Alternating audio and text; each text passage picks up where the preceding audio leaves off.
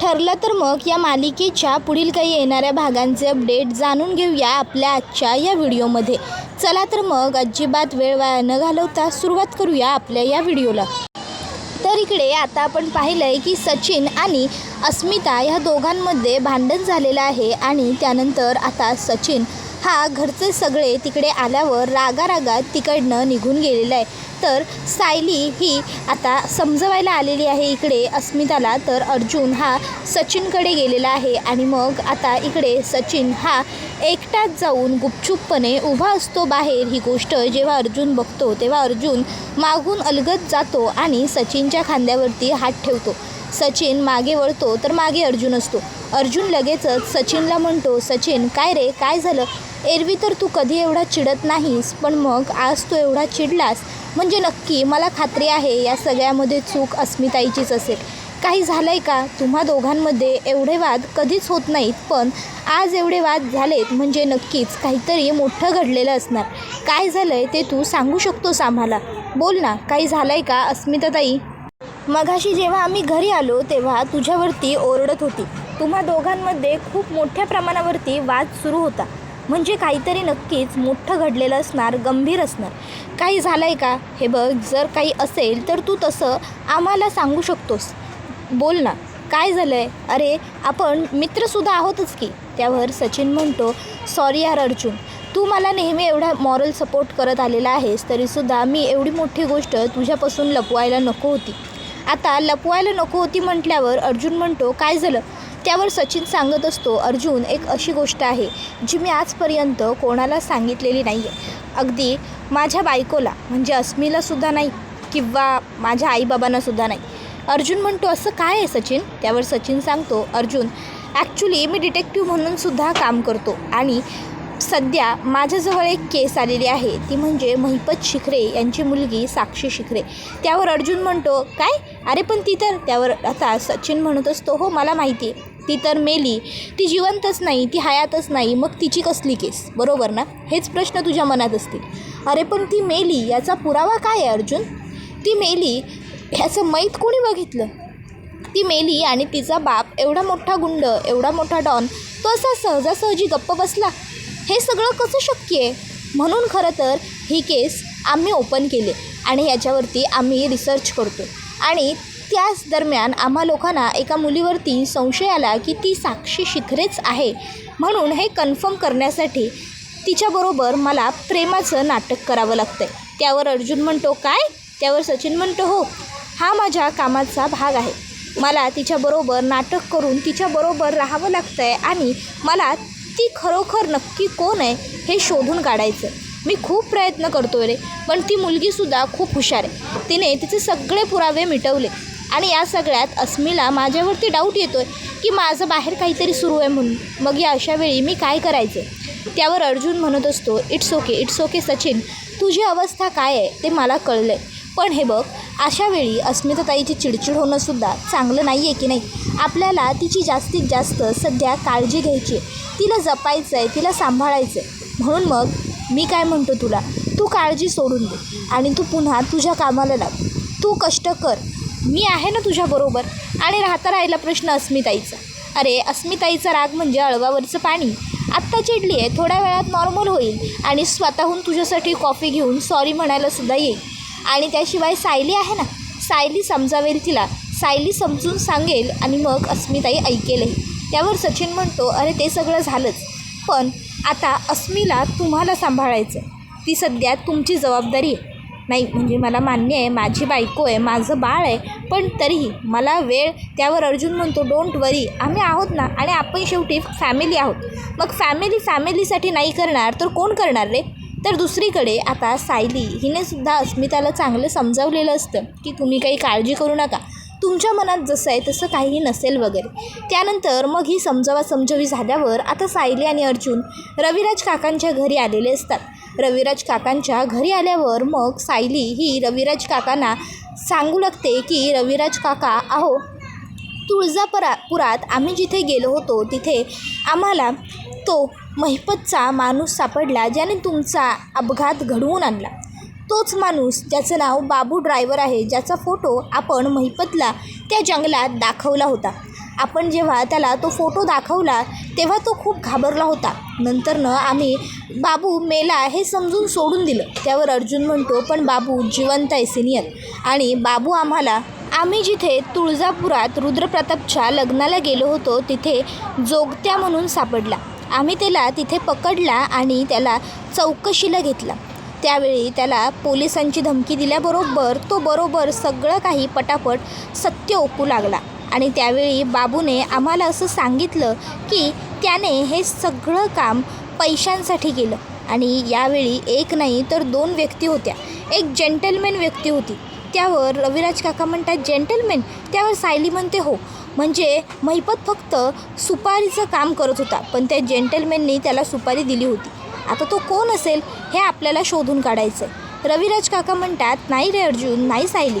अरे बाळांनो, माझं असं कोणाबरोबर कधी वैर नव्हतंच. म्हणजे कोणी माझ्या जीवावर, माझ्या कुटुंबाच्या जीवावर उठावं एवढं कधी मी कोणाबरोबर वाईट वागलेलोच नव्हतो. आणि राहिला प्रश्न माझ्या कामाचा, तर मी काम हे कायमच प्रामाणिकपणे करत आलेलो आहे. त्यामुळे माझ्या कामामुळे कधीतरी माझ्यावर ही अशी काहीतरी वेळ यावी असं कधीच माझ्या बाबतीत काहीही घडलेलं नव्हतं. त्यामुळे माझ्याबरोबर कोणाचं असं वैर वगैरे आहे हे मला तरी वाटत नाही. नाही म्हणजे एखाद्याच्या मनात माझ्याबद्दल राग असू शकतो, पण तो राग तो अशा पद्धतीने बाहेर काढेल इतका राग खरंच मला नाही वाटत रे. कारण मी कधीच आजपर्यंत कोणाचं वाईट केलेलंच नाही आहे. मी चुकीच्या मार्गाने कधी पैसाही कमवलेला नाही आहे. त्यावर सायली म्हणत असते, हो रविराज काका, मला ते सगळं कळतं आहे, पण आम्हाला काय म्हणायचं आहे ना ते तुमच्या लक्षात येत नाही आहे. बघा ना, बऱ्याच वेळी असं घडतं की आपल्याला म्हणजे सगळं व्यवस्थित मिळत चाललेलं आहे, सगळं चांगलं सुरळीत व्यवस्थित सुरू आहे. एक मुलगी, छान बायको, सुखाचा संसार, तुमचं एवढं शिक्षण, तुमची एवढी प्रसिद्धी, तुमचं एवढं जिंकणं, एवढी श्रीमंती, हे सगळंसुद्धा एखाद्या माणसाला बघावलं नसेलच की. आणि म्हणून त्याने हे सगळं नष्ट करण्यासाठीसुद्धा हा प्रयत्न केला असू शकतो. किंवा असा एखादा गुंड मवाली असेल ज्याची केस तुम्ही घेतली असेल, म्हणजे त्याच्या विरोधातली केस तुम्ही घेतली असेल आणि ती जिंकला असाल, आठवा. पण रविराज काकांना आठवत नसतं. मग सायली आणि अर्जुन पुढे हा टास्क करतो की ही व्यक्ती शोधून काढायची. तर दुसरीकडे आता इकडे महिपतला ज्या ठिकाणी बांधून ठेवलेलं असतं तिथे आता रविराज काकांचा फोन हा आलेला असतो नागराजला. आणि रविराज काकांनी नागराजला ताबडतोब घरी ये असं सांगितलेलं असतं. कधीपासून तू गायब आहेस घरातनं? त्यामुळे नागराज काका, हो मी लगेच येतो म्हणून तिकडनं निघतो. आणि प्रियालासुद्धा अश्विनचा फोन आलेला असतो की तन्वी तू कुठं आहेस? त्यामुळे प्रियासुद्धा आता घरी जायला निघालेली असते. आता मुद्दामून ते दोघंही जण जात असताना महिपतने झोपण्याचं नाटक केलेलं असतं. आणि जेव्हा मग ते लोक तिकडनं निघून जातात, महिपत लगेचच डोळे उघडतो आणि मग आता तो तिकडनं पळण्यासाठी प्रयत्न करू लागतो. आधी तर तो हातपायाने खुर्ची खेचण्याचा प्रयत्न करतो, पण त्याच्या लक्षात येतं की नाही, हे असं सुटणारं नाही आहे, काहीतरी वेगळा मार्ग निवडायला हवा. मग महिपत हा आता कसाबसा खुर्ची खाली पाडतो. आणि मग खुर्ची खाली पाडल्याच्या नंतर मग आता त्याच्या लक्षात येतं की तिथे एक कटर आहे. मग महिपत कसाबसा खुर्ची सरकवत त्या कटरपर्यंत जातो. आणि मग जेव्हा त्याला ते कटर दिसतं तेव्हा महिपत खूप खुश होतो. महिपत त्याच्या उजव्या हातात ते कटर घेण्याचा प्रयत्न करू लागतो, पण महिपतला उजव्या हातात काही कटर उचलता येत नसतं. मग तो डाव्या हातात कटर उचलतो आणि मग त्या डाव्या हातानेच तो कसंबसं सगळ्यात अगोदर उजव्या हाताचं जे हुक असतं ते उघडतो. आणि मग उजव्या हाताने तो पटापट अगदी पटकन डावा हात सोडतो. डावा हात सोडून झाला की तो खुर्चीला बांधलेले पाय सोडतो. खुर्चीला बांधून झालेले पाय सोडले की मग तो लगेचच तोंडाला बांधलेली पट्टी सोडतो. आणि मग असं एक एक करून त्याने सगळे अवयव सोडलेले असतात. मग उठून उभा राहतो आणि म्हणत असतो, ह्या नागराज शेटना आणि या चिचुंद्रीला जरा जास्त जीव वर आला होता ना, आता यांचा जीव नाही जर मी काढून घेतला तर माझं पण नाव नागराज शेट नाही. बघाच आता मी काय करतो ते तुम्ही दोघं तुमचं. आणि मग आता महिपत सगळ्यात आधी त्याच्या माणसांना फोन करतो आणि आता तो त्यांना सांगतो की मी सांगतो त्याप्रमाणे कामं करायची. आणि मग तो एक गाडी घेऊन जायचं आणि मी पाठवलेल्या पोरीच्या अंगावर घालायची, पण अंगावर नाही घालायची. ती पोरगी फक्त घाबरली पाहिजे, भेदरली पाहिजे, एवढंच करा. उगाच चौगात जास्तीचा आगाऊपणा करायला कुणी पुढं जाऊ नका, समजलं ना? त्याबरोबर महिपतची माणसं म्हणतात, शेठ तुम्ही काही काळजी करू नका, तुम्ही सांगितलेलं काम अगदी तुम्ही सांगितलंय तसं व्यवस्थित पार पडणार. त्यावर महिपत म्हणतो, पार पडलंच पाहिजे, नाहीतर तुमची मुंडकी नाही उडवली तर नाव नाही सांगणार महिपत शिकरे, आणि मला घ्यायला पहिली गाडी पाठवा. मग महिपत गाडी घेतो आणि तिकडनं एका अज्ञात स्थळी निघून जातो. त्याबरोबर इकडे प्रिया हिला सांगितल्याप्रमाणे उडवण्यासाठी एक काळ्या रंगाची गाडी आलेली असते. आता ती गाडी प्रियाच्या प्रचंड जवळ येते आणि मग आता प्रिया हिच्या अंगावरूनच ती गाडी जाणार असते. इतक्यात प्रियाचं लक्ष त्या गाडीवर जातं आणि प्रिया चटकन बाजूला होते आणि जोरातच ओरडते, अरे आंधळ्या, दिसत नाही का तुला, तुझे डोळे फुटलेत का? त्याबरोबर ड्रायव्हर काही थांबत नाही, तो थेट तिकडनं निघूनच गेलेला असतो. इतक्यात प्रियाला तिच्या पायांजवळ एक चिठ्ठी पडलेली दिसते. प्रिया ती चिठ्ठी उचलते आणि ती चिठ्ठी वाचते, तर त्यामध्ये लिहिलेलं असतं, चिचुंद्रे आज थोडक्यात वाचलीस पण पुन्यांदा वाचशील असं काही नाही, कारण आज तुला मी वाचून दिलं आहे. लक्षात ठेवायचं, मला कोणीच कधीच अडकवून ठेवू शकत नाही आणि मला अडकिवण्याचा तू प्रयत्न केलास. आता बघ, म्हणल्याप्रमाणे यो महिपत शिकरे तुझे बारीक बारीक बारीक तुकडे करून गिधडांना खाऊ घालतो का नाही ते. तुझ्या प्राण घ्यायला यमाच्या रूपात महिपत स्वतः जमिनीवर अवतरला आहे. आता बघ तुझे प्राण यो महिपत कसा घेतो ते, जिवंतपणे स्वतःच्या मरणाच्या यातना भोगाता. आता हे सगळं प्रिया वाचते आणि प्रियाला आता घामच फुटतो. प्रिया खूप प्रचंड घाबरलेली असते. प्रियाला वाटतं नाही हे काही झालं तरी शक्य नाही आहे, महिपत कसा काय पळून जाऊ शकतो. नाही आम्ही तर त्याला एकदम व्यवस्थित बांधून ठेवलं होतं, मग तरी तो एवढ्या कडिकोड बांधण्यातनं कसा काय सुटला असेल. नाही काहीतरी गडबड नक्की झाली आहे. मला हे सगळं पहिलं नागोबाला सांगायला पाहिजे. मग प्रिया लगेचच नागोबाला कॉल करते आणि नागोबाला सांगते की मला अशीची चिठ्ठी सापडली आणि अशी गाडी माझ्या अंगावरून जाणार होती. त्यावर नागोबा म्हणत असतो, प्रिया अगं तू मूर्ख आहेस का, बावळट मुली, तू मला कसला पहिला फोन करत बसली आहेस. पहिलं जायचं आणि खातं जमा करून घ्यायची. तो महिपत त्या ठिकाणी अजून अडकून आहे का नाही.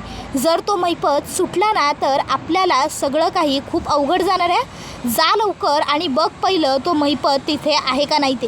प्रिया म्हणते, अहो मी एकटी कशी जाऊ. त्यावर महिपत याला पकडण्याचे काम मी केलेले आहे. मी त्याला कसं पकडलं आहे त्याच्या डोक्यात काठी घालून. जर त्याच्या जीवाचं काही बरं वाईट झालं असतं तरी ते माझ्याच अंगावर आलं असतं ना. मग मी एवढी रिस्क घेतली होती, आता थोडी रिस्क तू सुद्धा घ्यायची. तू जायचं आणि गुपचूप महिपत तिथे आहे का नाही ते बघून यायचं. महिपत तिथे राहणं जितकं माझ्यासाठी गरजेचं आहे, माझ्यासाठी महत्त्वाचं आहे, तितकंच ते तुझ्यासाठी सुद्धा गरजेचं आहे. त्यामुळे आता जास्त चपड करायचं नाही, गुपचूप जायचं आणि बघायचं, समजलं. एवढं बोलून आता इकडे फोन कट करतो. आता त्यालासुद्धा काळजी वाटत असते की काय झालं असेल. तर इकडे प्रिया ही टेन्शनमध्ये असते. कशीबशी ती आता घरातनं बाहेर पडू लागते. तर तिला अश्विन विचारतो, तू कुठे चालली आहेस. त्यावरती सांगते, काही नाही, मला थोडी शॉपिंग करायची आहे, थोडी खरेदी करायची आहे, म्हणून मी बाहेर चालली आहे, मी येईन थोड्या वेळात. आणि मग आता शॉपिंग आणि खरेदीच्या नावाने ती घरातनं बाहेर पडते आणि आता ती महिपतला ज्या गोडाऊनवर ठेवलं होतं त्या गोडाऊनवर पोहोचते. आणि मग तिथं पोहोचल्यावर बघते तर काय, महिपत तिकडे नाही आहे. आता महिपत तिकडे नाही आहे ही गोष्ट कळल्यावर प्रियाच्या तोंडचं पाणीच पळालेलं असतं. प्रिया ताबडतोब नागराजला कॉल करते आणि नागराजला सांगत असते की माझी भीती खरी ठरली. नागराज म्हणतो, जे काही असेल ते स्पष्ट बोल, कोड्यात बोलणं बंद कर पहिलं. त्याबरोबर प्रिया म्हणते, अहो म्हणजे माझी भीती खरी ठरली या शब्दांचा अर्थ असा होतो की इथे महिपत नाही आहे, महिपत इकडनं पळून गेलेला आहे. कळतं आहे का तुम्हाला, अहो केवढी मोठी गडबड झाली आहे ती इथे. जर महिपतला आपल्या दोघांपैकी एक जरी कोण भेटलं ना तरी महिपत आपल्याला जिवंत सोडणार नाही. अहो त्याने ती चिठ्ठीत माझ्या बाबतीत तर तसं लिहिलेलंच आहे.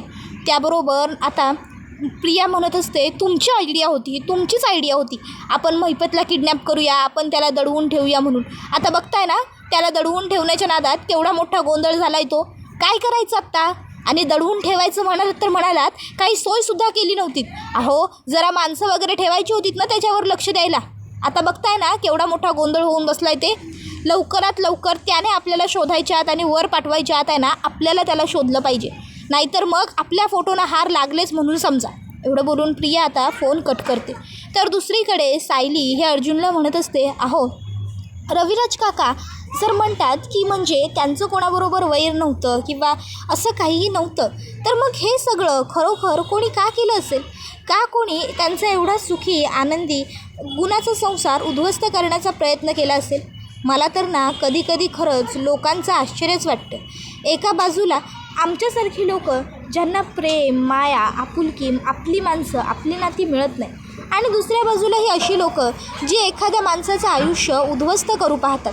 किती विचित्र आहेत ना ही लोकं, आणि किती विचित्र आहे ना हे जग. त्यावर अर्जुन म्हणत असतो, बायको, हाताची पाठची बोटं जर सारखी असतील तर हाताने काम होणार नाही ना.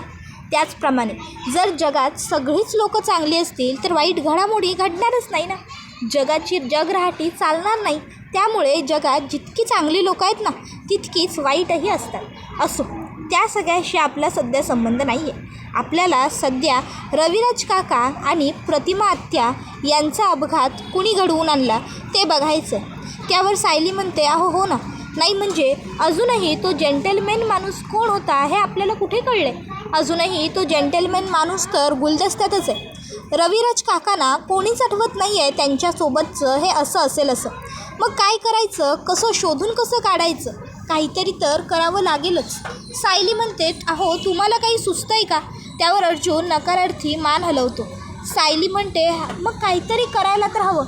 आणि आणखीन एक गोष्ट, तुळजापुरात मला ना सतत राहून असं वाटत होतं की तिथे महिपत कुठेतरी आहे. म्हणजे अगदी रुद्रप्रतापजींच्या घरातसुद्धा मला सतत असं जाणवत होतं की तिथे मला महिपत पाहायला मिळाला किंवा काहीतरी. तुम्हाला असं जाणवलं का हो एकदा तरी की रुद्रप्रतापच्या घरात महिपत होता म्हणून? त्यावर अर्जुनसुद्धा विचार करतो आणि आठवतो. त्यावर अर्जुनही म्हणतो की हो, मलासुद्धा असा भास वाटला. त्यावर सायली म्हणते, पण मग मला एक गोष्ट कळत नाही की रुद्रप्रतापच्या घरात महिपत कसा काय लपू शकतो?